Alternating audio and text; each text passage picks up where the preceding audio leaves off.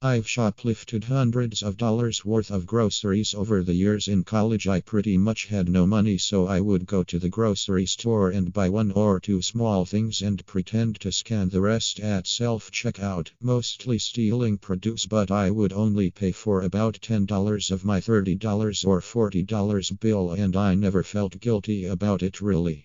I cyberbullied my classmate in 5th grade just for revenge back in 2011 when I was in 5th grade. Every time our teacher turned the classroom lights off to watch videos, presentations, or something like that, this kid always used to make fun of me because of my dark skin, saying stuff like, "Oh, where's Victoria?" And I used to feel so embarrassed because everyone would laugh. So I created a fake Facebook profile and got this really stupid idea of creating a group with some of my classmates, of course, including myself and the kid who made fun of me. So every night after I finished my HW, I used to get online to diss him. I remember writing stuff like underscore or stupid underscore is such a crybaby. It was actually pretty lame, but my classmates used to laugh, so it made me laugh too. 3 days later, his mother went to school complaining about it, saying underscore was feeling sad for everything he read about him in my group. I felt terrible when I found out, but still didn't confess because I didn't want it to get in trouble. Long story short, I deleted my group and my fake account and never used Facebook again. And when I say never, I mean never, not even my real account. It's been 9 years and I still feel guilty about it, but I learned my lesson. The best revenge is to move on.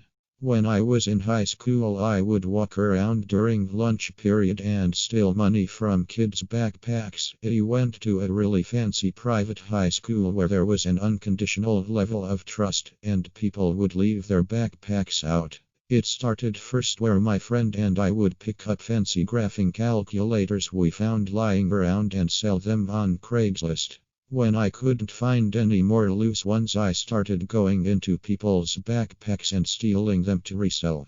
I couldn't help noticing wallets too and would take any loose cash, trying not to look at whose backpack it belonged to. I once stole $100 from a random freshman's backpack. It also transitioned as far into stealing makeup, simply because I knew I could have it and wanted to try new things. I never told my friend or anyone about this. As far as he knew, I only indulged in the calculators laying around. The funny thing is, I never got caught. They made an announcement in front of my school that someone had stolen something from a girl's backpack and that they had installed cameras in the school. The craziest thing is that I never got caught, but another girl in the year below me had apparently been on the same wave and took the blame for it. It's been 10 years and sometimes I still think that someone must have known. I almost wonder if someone did see me on the cameras, but maybe felt bad for me and so they let me get away with it. I'd never do something like that now. But what do you guys think? Even though it's been 10 years, they say that parts of you are never truly left behind. Sometimes I wonder why I feel like I'm different from everyone else or that I'm not a good person. What do you guys think? If you met someone who had done this in high school, would you judge them? I was never someone's favorite person, and I don't think I ever will be. I feel like my parents always choose each other. Of course, my brother has his own relationship, and if my friends were not in a relationship, they would choose each other or someone I don't know. It just bothers me that I can't be picked first. I don't have that comfort of someone to be there with me in an uncomfortable setting. If I was in a really crowded place, people pair up to feel safe, and I feel alone. At this point, though, I lose faith in other people, and after people dumping me or leaving me, I don't think I'm a good person to pick. I mean, people would disagree. I would be called the nice one, but almost in a way that would say she would have a nice personality, with no other factors. I tried so many different ways to get out and meet new friends or potential boyfriends, and I can't connect with anyone. No matter what therapy or medicine or yoga I do, relationships don't seem to work, and I feel alone. I think it would have been funny to start my confession with that I listen to ASMR so that I feel like somebody is next to me. But I feel a bit sad saying that too. Because people can have normal relationships with each other and I can't. The only way I don't feel so lonely is to go on YouTube and pretend that somebody is there and they care about me. At that moment, I feel like a favorite. When I see people at work, they talk about bowling or going out to bars and I feel so jealous. Not once do I go, I only have one person's number, but we don't really talk that much. Not like in a real friend way. Any people that talk to me almost feels like something I would receive out of pity. I just wish I could have that one person who wouldn't throw their whole life away for me.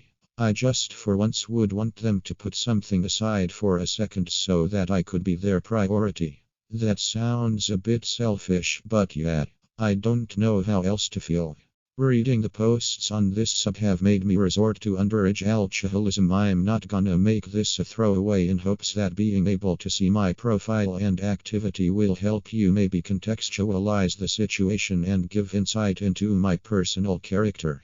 Dwelling on this subreddit has filled me with some pretty upsetting / depressing / generally negative emotions that stick with me for a while long after I've found out about them, since the depressing stories on here, mostly the rape stories, just immerse me in these thoughts and feelings, which isn't surprising given how dark this sub is, but I feel like I'd just be abandoning these people and not acknowledging what's happened with them if I just stopped going on here, not to mention Reddit is an addiction for me. As a result, I've resorted to taking shots of hard liquor.